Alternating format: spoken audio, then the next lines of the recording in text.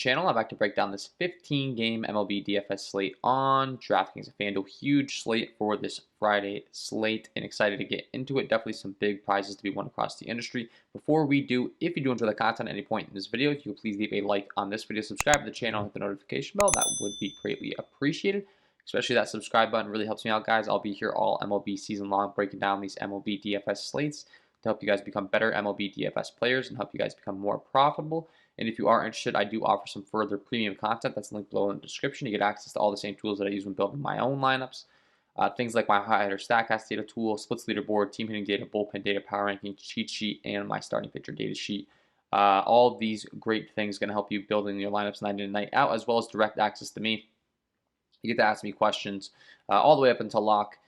And I think that'll definitely benefit you as well. Anytime you need, you can reach out on Patreon, ask me a question, comment on my posts, any of the above. Use all the tools that I have to offer. And don't forget to stay tuned to the end of the video for my home run call of the day.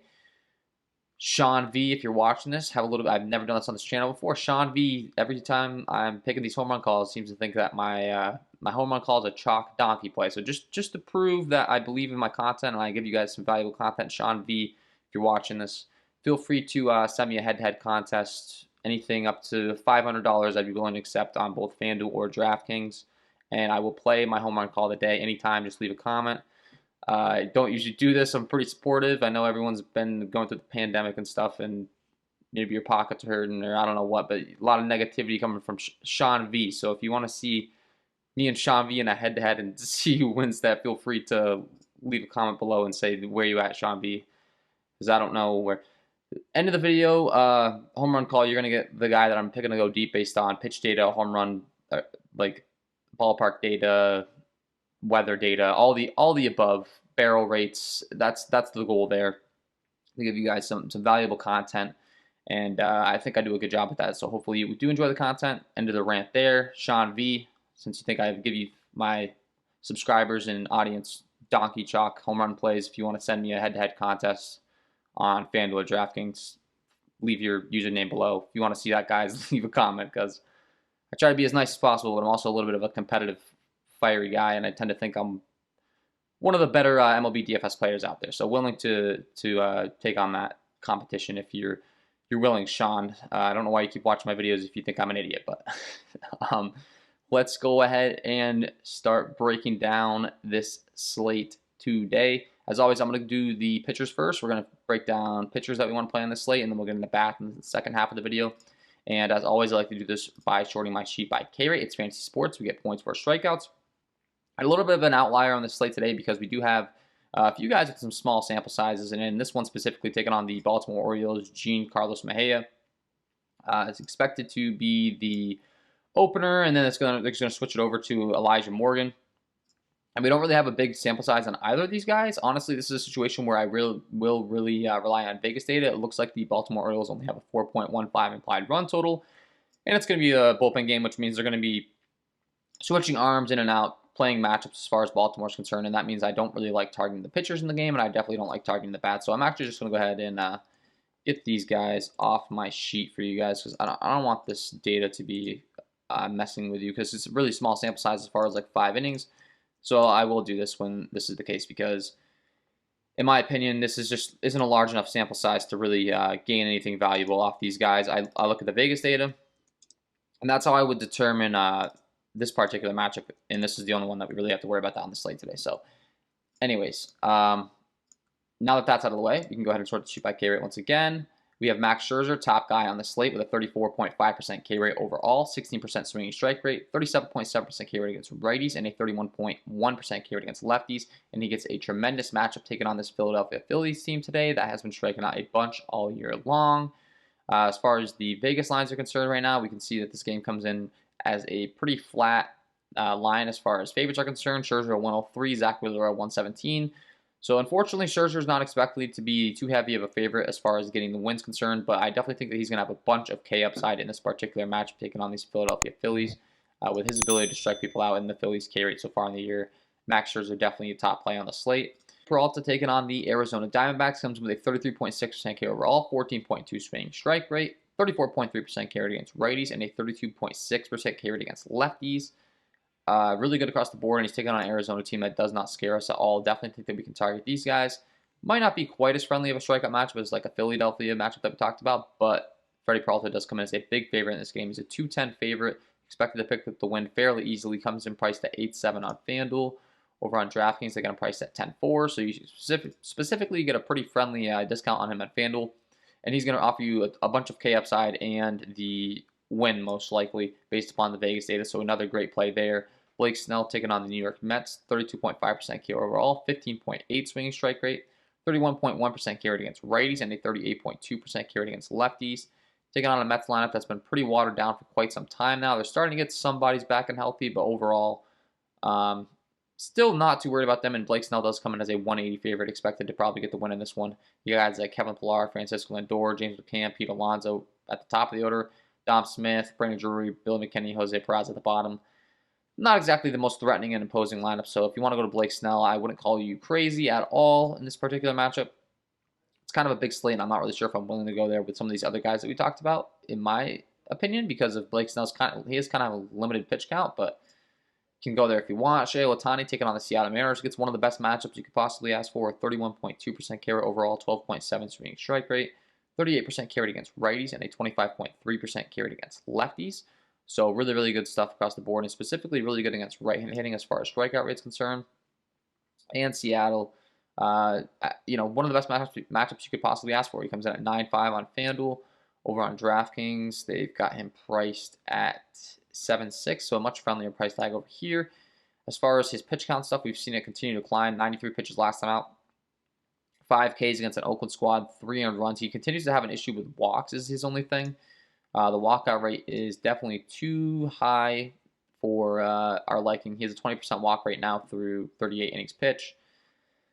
Not exactly ideal, so that would be the risk that you're running, but Seattle's probably one of the best teams you could possibly target a guy like this, a little bit of a volatile option. And I have no issues with you going to him today. Once we get past those guys, things drop off a bit, in my opinion, from like a strikeout aspect, to be honest, on the slate. Like, things drop off pretty quickly. You got Luis Castillo taking on the St. Louis Cardinals. Honestly, he hasn't looked that great, and this Cardinals team isn't exactly my favorite team to target, and they do have a 4.27 implied run total against him. Even though he's got a high K rate and all that stuff and good ground ball, fly ball stuff across the years, this year he really hasn't been the best, and I'm a little concerned about his recent form, so I'm not all too excited to be targeting him. Keegan Aiken taking on the Cleveland Indians, 27.2% K overall, 13.4 swing strike rate, 26.5% K rate against righties, and a 29.2% K rate against lefties. Does give up quite a bit of hard contact against right-handed bats, but also does have a pretty high K rate. And this Cleveland Indians squad, honestly, isn't one that scares me. So I actually think that Aiken could be a pretty interesting tournament option. Not too sure how long his leash is going to be as far as pitch count is the only problem. Looking at his pitches last time out, he did throw 94 pitches after only throwing like 50 to 75 the times previous. So I think they're finally allowing him to kind of stretch it out here. And he's only 4.6 on DraftKings, and over on FanDuel, they have him priced at 5.6. So I think that he's actually a pretty intriguing dart play. If you find that you have like a bunch of elite bats that you're really looking to get in that are priced way up on the slate, he could be an interesting one. Ian Anderson taking on Los Angeles Dodgers is a guy that we've been targeting a lot from a pitching aspect all year long, but he's taking on a Dodgers team that I just really don't like to target. One of the best lineups in the league, not really going there. Frankie Montas taking on the Colorado Rockies could be an interesting tournament option because he does have the K upside, but the problem is he's in Coors Field, which is one of the best hitting environments in baseball. So it's a little bit difficult to pitch there. It's 86 degrees. It's good hitting weather. And as always, I like to pull up the sheet and show you guys the diagram as far as the Rockies is concerned. Green all the way across the field. And definitely an environment that we could be targeting from a hitting aspect. Not really one that we're all too interested in targeting from a pitching aspect oftentimes. Julio Urias taking on the Atlanta Braves, I think, is definitely an intriguing option tonight. One thing that is notable about the Braves that people may not be picking up on is their struggles against left-handed pitching. They've been striking out a bunch against left-handed pitching this year. Urias has a 25.2% K rate overall, 13.2 swing strike rate, 23.7% K rate against righties, and a 28.5% K rate against lefties. And as mentioned, this Braves team, very good, but also have been striking out a bunch against lefties. And it's kind of like a sneaky tournament option situation where you can definitely go to Urias. He's priced up at 10.3 on FanDuel. On DraftKings, he's 11K. And I think he can definitely get you there. He's a 129 favorite in this game, expected to get the W. and I think that he's an intriguing option for sure. Mitch Keller taking on Miami, another guy with K upside and a great matchup that struggles with some hard contact, so could be an intriguing tournament option. Really good against righties as far as K rate's concerned, a 29.1% K rate against righties. Dips down to only a 20.2% K rate against lefties, but this Miami squad, as far as looking what they're expected to roll out for a lineup, you can see that they do have quite a few righties in there, so I think that Mitch Keller could be an intriguing tournament option as well. A little bit of a wild card candidate. Zach Wheeler, really good real-life pitcher, and definitely gets a decent option matchup taking on the Washington Nationals. 24.2% K overall, 23.7% K rate against righties, and a 24.7% K rate against lefties. I will openly admit that I have been kind of on the fade Zach Wheeler train oftentimes on slates like this, where he's priced similar to a guy like Max Scherzer. I continue to say that his K rate's just not as high, and I'm not as intrigued. And he continues to go out there and strike out a lot of hitters. So his K rate's definitely climbing this year. And I guess I can take the L on that so far. I mean, he's struck out 12 and 14 the last 2 times out. I tend to think that's going to take some regression. And I'm probably just going to stick to my guns as far as fading him for an option like a Max Scherzer or maybe like a Julio Urias. But I don't know, maybe not. Maybe it's time to get in the towel. I'll have to dig in some advanced metrics this year. And the Nationals definitely have some guys with some high K rates in the middle of the order, like a Josh Bell, Kyle Schwarber, Yan Gomes, Victor Robles. So maybe Zach Wheeler, he really is taking a step forward this year, and I will admit it. I'll tip my cap to him as far as he's had some really good stuff and definitely deserves some credit. I just always look for the highest K upside possible in my daily fantasy sports pitchers in my lineups, and I didn't think that he was someone that we could be comparing to these guys in the elite K rate as far as like Scherzer, Freddie Peralta, the 30+% K rate people in the league, and he seems to just continue to do it. So I'm probably going to fade one more time. I'm going to dig into the advanced metric for my Patreon members. Keep an eye on those power rankings, that cheat sheets. Feel free to reach out to me and ask me any questions. But yeah, it's a little bit of a mystery with Zach Wheeler. Typically a sinker ball thrower that's done a really good job of keeping the ball on the ground. I think his K rate's really started to climb this year. So Ryu taking on Houston is going to be kind of a fade situation for me on both ends. I'm not going to be pitching Ryu, and I'm definitely not going to be playing the Houston Bats. So that's kind of where I stand there. And then moving further along this slate today, I'm really not all too interested in anyone else from a pitching aspect. I don't think I'm really just trying to go anywhere. I guess you got Matt Peacock taking on the Milwaukee Brewers, who's had a pretty decent K rate against righties. He's been absolutely dreadful against lefties, so that's a little bit scary because the Brewers do strike out a lot, but they are a very left-handed heavy lineup. And I don't really think there's anyone else that's too interesting as we continue along this slate today. So that's where I would cap my pitching interest. I guess Dallas Keuchel taking on Detroit. I mean, Detroit and Josh Fleming taking on Texas. Both of these teams strike out a bunch. Both of these pitchers don't really have a high K rate, but they both have a really good ground ball fly ball rate. They're both left-handed pitchers that strike out left-handed hitters a lot more often than right-handed hitters. So both of those guys are actually, those are the two guys I'd give you guys for the next options that I'd be going to, because they don't have high K rates, but they do a great job of keeping the ball on the ground, and they're taking on matchups where the K rate could really inflate for them. So they actually make a lot of sense. I would like those two plays in tournaments tonight. The only thing that would be a question is Josh Fleming's pitch count, how long the Rays are going to let him go. Looking at his most recent games, he's been right around 75 pitches. So definitely more of a DraftKings play if you need the cheap pitcher than on FanDuel where you only get one pitcher. But I think they're viable plays today. And with that being said, let's go ahead and transition over to bats. As always, I like to go ahead and sort my sheet by Sierra. Skill interactive ERA. It's a good way of determining how good a pitcher's been so far in his career and how good he's expected to be. And the worst on the slate is going to be Robert Duggar taking on, or Duggar, I'm not sure, taking on the Los Angeles Angels. Ground ball, fly ball, K rate stuff's terrible. Gives up a 482 slugging to righties and a 645 slugging to lefties. Really, really bad. And unfortunately, Shohei Ohtani is on the bump tonight, so we're not going to be able to get those points for his hitting stats, because if he wasn't, I would absolutely love this spot for him. Even if he does crack the lineup, I still love the spot for him, but unfortunately, we're not going to be able to capitalize on it. And unfortunately, this Angels lineup just really doesn't look that good up and down. But sometimes your opponent can be worse than you are, and I think that's probably the case with Duggar and these Angels bats are definitely going to be great options on this slate tonight. Of course, their talent's a little bit limited, so maybe not as excited as we would be. Shohei Ohtani second on, let's take it on Seattle.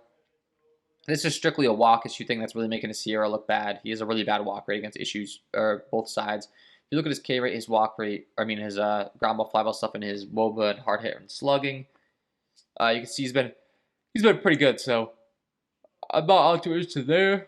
Sorry, keep yawning, guys. I don't know why, but Brad Keller taking on the Minnesota Twins. Ground ball, fly ball stuff's good. Honestly, I'm not really looking to target him overall. He's kind of a pass for me. Just a lot of balls we put in play because he has a low K rate. Jake Arrieta taking on San Francisco Giants. He's a guy that we always like to target with left-handed pitching, specifically a 5.13 slugging given up to lefties, a 3.76 WOBA. K rate's really not good either. And the Giants definitely do have some good lefties in their lineup. Guys like Alex Dickerson. Well, they had a lot more, but they're dealing with some injuries right now. So there's no Brandon Belt in there. There's no Yastrzemski at the top of the order. But Alex Dickerson, Brandon Crawford, Steven Duger, Mike Tauchman, and Lawante Wade. All those lefties you can be targeting. They're in one of the worst hitting ballparks, and it's about 57 degrees out there. So honestly, if you want my end game advice, I wouldn't play any of them, but that's who you'd be looking to if you want looking for a low round stack. Schumacher taking on the Kansas City Royals. We're dealing with the same thing, really. Ground ball, fly ball stuff's pretty good. However, against lefties, he does struggle pretty badly. A 470 slugging, giving up a 343 WOBA. Not going to get the job done. So these Kansas City Royals lefties you can definitely be looking to today. Up and down their lineup, 83 degrees in Kansas City. Carlos Santana, Andrew Benintendi.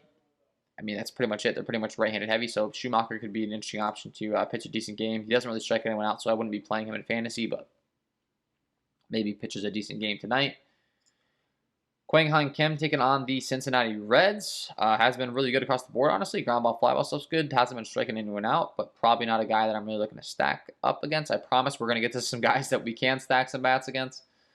But John Gray taking on the Oakland Athletics. This is the first situation that we can be looking to because it's in-course field, best hitting environment in baseball. The Oakland Athletics have a 5.51 implied run total. Honestly, John Gray isn't an ideal matchup. He's been pretty good in course field throughout his career. He is a lot worse against lefties and he is righties, so we really do prefer to target the lefties. But the Colorado Rockies bullpen is really, really, really bad. So if the Athletics can work John Gray's pitch count, at least get him out of the game, they're going to be seeing a great opportunity to go against the Rockies bullpen. So Mark Canha, Matt Olson, Jed Lowry, Seth Brown, Sean Murphy, Matt Chapman in course field on the road. Of course, you could stack this team up. No issues with that. Mitch Keller taking on the Miami Marlins. I mentioned his hard contact issues. Does have a pretty decent K rate, but he gives up a lot of hard contact to both right-handed and left-handed hitters. Definitely a lot worse to left-handed hitters. So these Miami Marlins lefties. It's in PNC Park in Pittsburgh. Not the best hitting environment. I'll pull up the diagram for you guys here. You can see a lot of red and yellow going on out there, but Mitch Keller does give up a lot of hard contact. This team, I guarantee, won't have a lot of ownership, and you can play guys like Isan Diaz, Corey Dickerson, and Jazz Chisholm from the left-handed side of the plate. Always like to see them in a matchup like this. So, and then the righties you can play as well. And they only have a 4 implied run total. I think that could be an interesting stacking spot. Nick Tropiano taking on the Chicago Cubs is a guy that's been given a bunch of hard contact, 38% hard contact rate, a 5.36 slugging given to righties. Actually, really, really bad against righties. So this is a situation where you can definitely be looking to some Chicago Cubs righties. Once again, it's in San Francisco, which isn't the best hitting environment. It's only 57 degrees. Looks like they're going to be 23 mile-an-hour winds blowing out. I know that San Francisco isn't exactly the stadium that's most impacted by wind, though, so I don't always get too excited when it comes to wind in San Fran, but of course that's going to help a little bit. But Chris Bryant, Javi Baez, Wilson Contreras, anyone that hits from the right-hand side of the plate in this game can definitely have interest in, and it's really only going to be those three guys, unfortunately, but those three guys, I wouldn't call you crazy if you want to play them. And Joey Lucchesi, this is when things probably get interesting. Taking on his former team in the San Diego Padres, pitching for the New York Mets. I really don't think he's all that good. It's only 65 degrees in San Diego, unfortunately, but the ground ball, fly ball stuff has been bad, and he gives up a 4.32 slugging to righties, 37.9% hard contact rate, a 3.12 WOBA. The San Diego Padres righty bats are definitely going to be good ones today. Tommy Pham, Manny Machado, Fernando Tatis, Will Myers, Jurickson Profar, up and down this lineup. I think these guys are in great positions to really slug off this left-handed pitcher tonight, so I like that stack. Kyle Gibson taking on the Tampa Bay Rays. Pretty good on the ground ball, fly ball stuff. Has been pretty mediocre as far as slugging throughout his career. The Rays are a pretty good lineup up and down, so if you want to stack them, I have no issues. I'm not getting like too excited about it, but could definitely be looking to the Rays stack today, and I wouldn't call you crazy. As far as the Vegas data is concerned, let's see. They are going into Texas as well, which I will say is a big hitters ballpark upgrade for Tampa, considering they usually play in the Trop in Tampa Bay, not the best hitting environment. If you pull up Texas, you can see that it definitely is a lot better, a lot of green going on as far as Globe Life Field is concerned. And I'm not worried about the Texas Rangers bullpen either. So for that reason, I do think the Tampa Bay Rays are a pretty decent stack today. Gibson's not the easiest, most pushover arm, but good lineup. They can make him work and get to the Texas Rangers bullpen. Randy Arozarena, Brandon Lau, Yandy Diaz, Austin Meadows, Manuel Margot up and down. I think that they could be an intriguing stack today. And definitely one that I would have no issues going to. Nathan Eovaldi taking on the New York Yankees. Ground ball, fly ball stuff. Strikeout rate's pretty average. He does have a decent strikeout rate. That's probably his strongest asset in his game. And the ground ball, fly ball stuff against righties is really good. But a 465 slugging given up. Not going to get the job done against lefties. He is a lot worse as far as ground ball, fly ball rate's concerned. But the Yankees do have a very right-handed heavy lineup, so that's going to kind of limit our appeal a little bit. I still think that Eovaldi is a guy that they can get to here. Haven't exactly had the hottest at bats lately, but I think that in Yankee Stadium in a good hitting environment with 76-degree weather, this could be a spot where the Yankees maybe break out and they could be lower owned than we typically see. You can see Yankee Stadium, a lot of green going on as far as home runs are concerned. Maybe they get a lot of ownership. People love to play the Yankees, so it wouldn't surprise me, but on such a huge slate and with so many games to choose from, I think they might be one of the lower owned stacks that you could take advantage of with Eovaldi's hard contact issues. And like I said, a 465 slugging given up to those righties. So guys like DJ LeMahieu, Giancarlo Stanton, Aaron Judge, Gio Urshela, Gleyber Torres, all up and down the order. Gary Sanchez has a bunch of power. Clint Frazier. Plenty of strikeouts to go around. You could definitely play Nathan Eovaldi as a pitcher as well against these Yankees, and he could go out there and have a great game. But he could get blown up. So it's one of those situations where you got to determine which side of the fence you're on and run with it. Cody Petit taking on the Pittsburgh Pirates. His ground ball, fly ball stuff has been terrible, dealing with a 21.1 innings pitch sample size, so not the largest, but enough to see, kind of what we're working with. Has really struggled against right-handed hitting, a 441 slugging given up. Like I said, really bad on the fly ball rate, a 50% fly ball rate. And the Pittsburgh Pirates lineup, unfortunately, isn't the most loaded one, but these righties today, you can definitely have power, and specifically keep Brian Hayes in the 2 spot. He has a bunch of power. Jacob Stallings, Eric Gonzalez. I think keep Brian Hayes in the 2 spots would be a great one-off play today. So he's a guy that's probably intriguing me on this slate today. Zach Greinke taking on the Toronto Blue Jays. I think this is a spot that could be really low on that you could probably take advantage of as well. Zach Greinke has really not been all that great lately in his career, and specifically against right-handed hitting, he's been pretty below average. A 426 slugging, the ground ball, fly ball stuff really hasn't been good. He doesn't walk anyone, and his strikeout rate's only at a 21.8% clip. And the Toronto Blue Jays have a very good right-handed heavy lineup. It's only 69 degrees in Buffalo. If this weather data is correct, I believe it is. Toronto switched over from Florida to Buffalo, so keep an eye on the weather there and make sure that you're studying the right stadium when it comes to Toronto. They're not in Toronto right now, but I think that these right-handed hitters could be a lot lower owned than they should be and could really pay off for you in tournaments. Marcus Semien, Bo Bichette, Vladimir Guerrero Jr., Teoscar Hernandez, Randall Grichuk, Lourdes Gurriel, Danny Jansen, all up and down this order. No issues with you going to them. Ian Anderson, as I'm going along this slate here, I always like to look at Vegas lines, and of course that's a good telltale sign if we're really going to want to target. And I will say that we didn't really talk about the Dodgers, and that's because Ian Anderson is one of the best pitchers on this slate today as far as ground ball, fly ball stuff is concerned. But the Dodgers are just that good, so if you want to go there, it's 8-mile-an-hour winds blowing out, 83 degrees in Atlanta. I think that they could be an intriguing stack today. No issues with you doing that. And that's when things start to kind of go a little downhill for me. Couple more things you could be targeting. We mentioned maybe pitching Keegan Aiken against the Cleveland Indians. He definitely does have a lot of hard contact users as well, though. A 445 slugging given up to righties. Ground ball, fly ball stuff's all really bad. So the power hitting righties on the Cleveland's side of things are definitely in a good spot. They're in Baltimore, which is a great hitting environment in Camden Yards. Ahmed Rosario, Jose Ramirez, Harold Ramirez, Owen Miller. Their lineup's not the best, unfortunately. But, I mean, the Raiders are definitely in a good spot. I said you could pitch Aiken, which I definitely think you can. He has a decent K rate. But you can definitely play the righties as well. And then 2 or 3 more. I'll mention 3 more things. So Freddie Peralta, 1, taking on Arizona. We mentioned we could play him. You definitely can. His hard contact issues occur against right-handed hitting. So the right-handed hitters that really slug on the Diamondbacks you could be playing, which honestly they pretty much have none, which makes me think I like Freddie Peralta even more. I don't see that there's expected to be a Walker in the lineup. Christian Walker, if he cracks lineup, would be my favorite option. He was the guy that I was going to discuss there.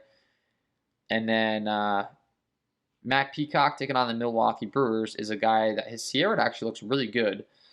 But his issue has been against left-handed hitting. Right now, we're dealing with a 28 innings pitch sample size. He's been absolutely dominant against right-handed pitching, absolutely terrible against left-handed hitting. I don't know why I said pitching hitting. And the Brewers have a lot of lefties, and the Brewers have a 4.75 implied run total, and the Brewers play in Milwaukee, which is one of the most friendly ballparks that you could possibly have when it comes to left-handed batters. So a lot of good things adding up here for the Brewers. They were pretty chalky last night. I think Colton Wong got hurt, so he's going to be out of the lineup, unfortunately. But these lefties are in a tremendous spot tonight. Jackie Bradley Jr., Daniel Vogelbach, Christian Yelich, Omar Narvaez, Travis Shaw, all up and down the order as far as the left-handed hitters are concerned, taking out Peacock. Probably going to be popular, and for good reason. And then lastly, I wanted to mention Max Scherzer should be popular, and he does give up quite a bit of hard contact to left-handed hitting. So if you want to play a lefty on the Philadelphia Phillies as a one-off, as a lone guy that could maybe make you go up the board, a guy like an Odubel Herrera or Brad Miller, wouldn't call you crazy. Just keep in mind that Max Scherzer does have a 31.1% K rate against those lefties as well. So there's a good chance your guy goes up to the plate and strikes out 3 times. So with all that being said, that's my overall breakdown of this huge slate today. Before I let you guys go, I got to give you my home run call of the day. Let's get into it. And my home run call of the day today is going to be Daniel Vogelbach going back-to-back. This is the first time I've ever done this on this channel. Let us down last night, didn't come through with a home run, and he's in another great position tonight. Taking on Matt Peacock, really the only thing that we worry about when it comes to Vogelbach is the strikeouts. Peacock against lefties has struck out 8.3% of hitters on the season.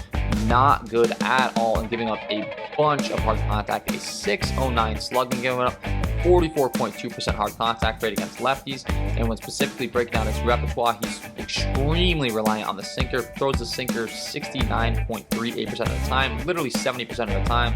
Vogelbach features a 434 ISO against that pitch with a 476 WOBA, 44.19% hard contact rate. In Milwaukee, great ballpark for left-handed hitters, as mentioned. Facing a guy that just can't get lefties out, giving up a bunch of hard contact, and facing a guy that throws pretty much the same pitch over and over again that Vogelbach crushes. Love this spot. Let us down last night. I think he bounces back tonight, and he is my home run call of the day. So there you have it, guys. Daniel Vogelbach, get him in your lineups, and that is all from me in this one. If you did enjoy the content, if you could please take a moment to leave a like on this video, subscribe to the channel, and hit the notification bell, that would be greatly appreciated. Wish you guys all the best of luck tonight, and we will see you in the next one.